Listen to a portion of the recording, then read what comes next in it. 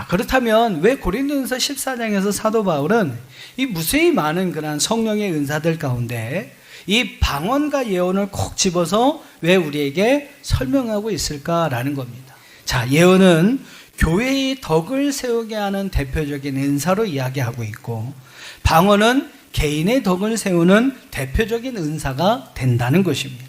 사도 바울은 이처럼 모든 사람에게 유익을 주는 예언의 은사와 그 자신 개인에게 유익을 주는 방언의 은사를 이야기하면서 1절 말씀에서 우리에게 권면하는 게 있어요. 무엇을 하기를 더 원한다?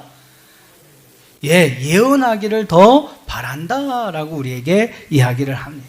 방언보다 예언하기를 바란다고 말씀하는 이유가 무엇일까요? 그것은 우리가 신앙생활 할 때에 나 자신만의 유익을 위해서 하는 것이 아니다라는 거죠. 우리가 신앙생활 하는 이유가 무엇이냐? 여러분 신앙생활 하시는 이유가 무엇입니까?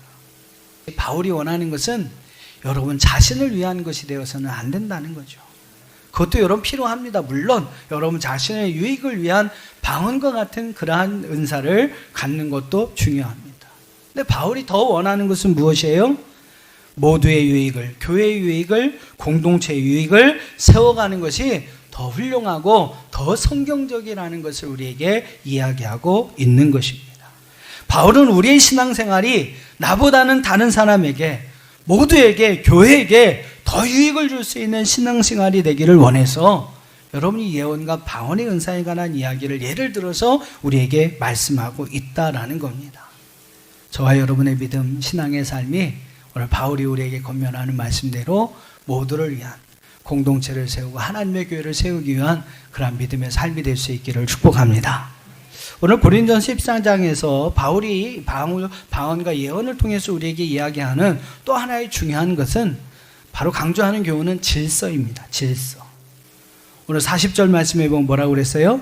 모든 것을 품위 있게 하고 질서 있게 하라. 여러분, 은사를 사용하는 사람, 또 은사를 받은 사람이 그 은사를 사용할 때는 교회의 질서를 중요하게 여겨야 합니다. 내가 좋다고 다 좋은 것은 아니다라는 거죠. 비록 성령께서 주시는 은사입니다만 그 은사를 사용할 때는 어떻게 해라? 질서 있게 사용해라. 그리스도의 몸을 세우고 교회의 덕을 세우며 그것을 질서 있게 사용해야 한다. 질서를 세우고 유지하기 위한 세 가지 중요한 요소가 있음을 알게 됩니다. 한번 첫째 읽어볼까요? 시작. 자신의 자리를 지켜야 합니다. 여러분, 교회의 질서를 세우고 그 질서를 아름답게 유지하기 위해서 첫째로 우리는 자기 자리를 알고 그 자리를 지켜야 한다. 둘째 읽어보세요. 시작.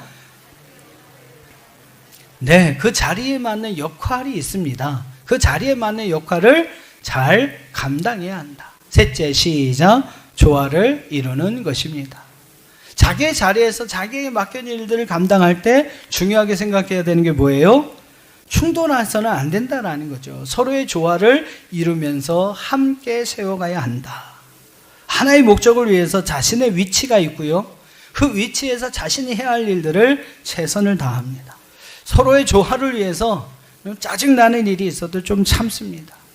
열받는 것이 있어도 함부로 말하지 않습니다. 묵묵히 내 자리에서 내가 할 일을 감당하는 것이죠. 여러분, 이것이 교회의 질서를 세우고 유지해가는 방법이라는 거죠. 저와 여러분을 통해서 오늘 바울이 우리에게 권면하고 있는 그 말씀 그대로 하나님의 교회가 더 아름답게 세워지는 귀한 은혜와 축복이 있기를 주님의 이름으로 축복합니다.